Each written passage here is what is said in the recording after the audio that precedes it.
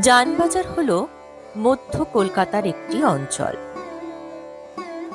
রানী রাসমণির ২০০ বছরের পুরনো বাসভবনটি জানবাজার এলাকার প্রধান দর্শনীয় স্থান।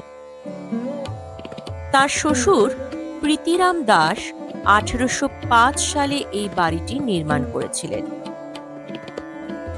বাড়িটি সম্পূর্ণ হতে সময় লেগেছিল ৭ থেকে ৮ বছর। প্রচলিত প্রথা ও রীতিনীতি মেনে অত্যন্ত নিষ্ঠার সাথে রানী রাসমণি এই বাড়িতে দুর্গাপুজো উদযাপন করতেন। তখন সারা রাত যাত্রা হতো।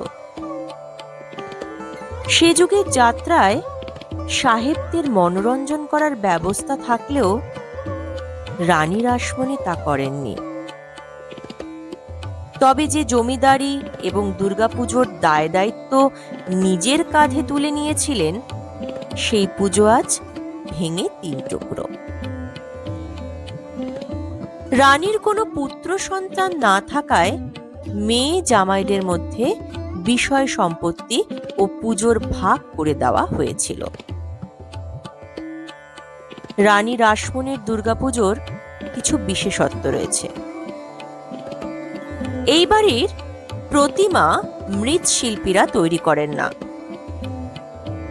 প্রতিমা তৈরির দায়িত্বে থাকে বীরভূমের চিত্রকরদের উপর। ছাঁচে তৈরি নয়, মূর্তি বানানোর গোটা কাজটা হয় হাতে।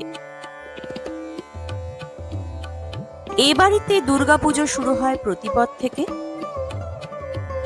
এখানে অন্নভোগ দেওয়া হয় না, ভোগ হয় লুচি, মিষ্টান্ন।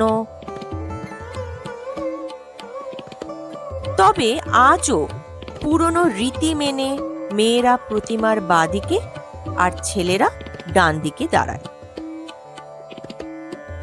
বনেদি বাড়ি পুজোয় সবসময় থাকে ঐতিহ্যের রূপ, রস আর গন্ধ। অনেক ইতিহাস জড়িয়ে থাকে বারান্দার খিলানে, ঠাকুর দালানের কড়িকাঠে।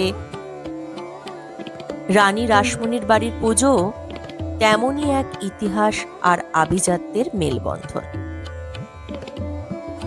বর্তমানে আগের মতো জৌলুস জাঁকজমক না থাকলেও আজও মাথা উঁচু করে রানী রাসমণির এই ঐতিহ্যবাহী বাড়িটি দাঁড়িয়ে আছে। আমরা কি এইটুকু দায়িত্ব কাঁধে নিতে পারি না? রানী রাসমণির সেই ঐতিহ্যবাহী বাড়িটিকে নতুন করে সাজিয়ে নতুন প্রজন্ম ও ভবিষ্যৎ প্রজন্মকে ঐতিহাসিক নিদর্শন রূপে উপহার দিতে। আমাদের দায়িত্ব এই ঐতিহ্যকে বাঁচিয়ে রাখা।